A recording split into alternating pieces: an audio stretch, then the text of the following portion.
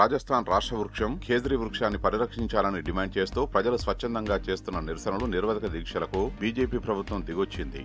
ఖేజ్రీ వృక్షాన్ని కాపాడేందుకు ఓ ప్రత్యేక చట్టాన్ని తీసుకువస్తామని ముఖ్యమంత్రి భజన్ లాల్ శర్మ అసెంబ్లీలో ప్రకటించారు. ఉత్తరప్రదేశ్ గోండా జిల్లాలో హోంవర్క్ చేయని ఒక విద్యార్థిపై ఉపాధ్యాయుడు ప్రతాపం చూపాడు. 10 ఏళ్ల బాలుడిని బెత్తంతో 150 సార్లు కొట్టాడు. కాలు వాయడంతో ఆ విద్యార్థి బాధతో కుంటుతో ఇంటికి చేరుకున్నాడు. బాలుడి తండ్రి ఫిర్యాదు అనంతరం ఆ టీచర్ను స్కూల్ యాజమాన్యం సస్పెండ్ చేసింది. ఛత్తీస్గఢ్ వీరిపై 85 లక్షల రూపాయల రివార్డులు ఉన్నట్లు అధికారులు వెల్లడించారు.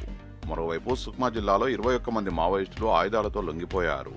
వీరిపై 76 లక్షల రూపాయల రివార్డులున్నాయి. వీరికి తక్షణ సహాయంగా 50,000 రూపాయల చొప్పున అందజేశారు.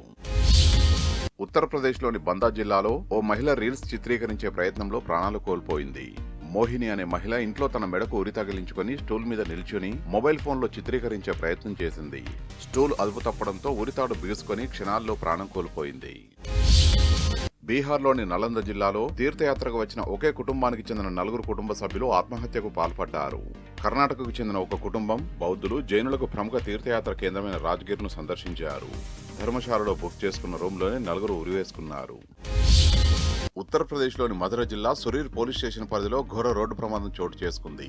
ఢిల్లీ నుంచి కాన్పూర్ వెళ్తున్న ఒక ప్రైవేటు బస్సు ప్రయాణికుల విరామం కోసం రహదారి పక్కన ఆగింది.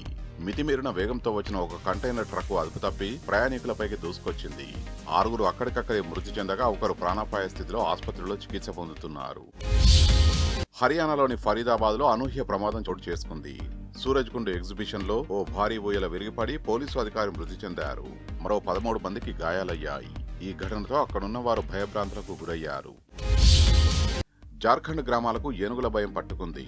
ఇటీవల గజరాయుల దాడికి పశ్చిమ సింగ్భూమ్ జిల్లాలో 25 మంది ప్రాణాలు కోల్పోయారు. ఆ ఘటన మరవక ముందే బొకారో జిల్లాలో మదగజాలు బీభత్సం సృష్టించి 2 రోజుల్లో 6 బలి తీసుకున్నాయి. దీంతో అధికారులు ఎమర్జెన్సీ ప్రకటించారు.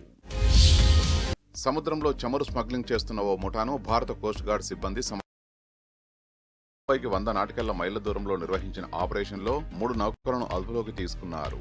చమురును అంతర్జాతీయ జలాల్లో నుంచి మోటార్ ట్యాంకర్ల ద్వారా తరలిస్తున్నట్లు గుర్తించారు.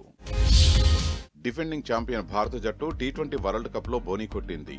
వాంఖడేలో యుఎస్ఏ బౌలర్ల విజృంభణతో టాప్ ఆర్డర్, మిడిల్ ఆర్డర్ కుప్పకూలిన కెప్టెన్ సూర్యకుమార్ యాదవ్ 84 పరుగులతో ఒంటరి సైనికుడిలా పోరాడి భారీ స్కోరు అందించారు. 29 పరుగుల తేడాతో గెలుపొందిన భారత్ పాయింట్ల ఖాతా తెరిచింది.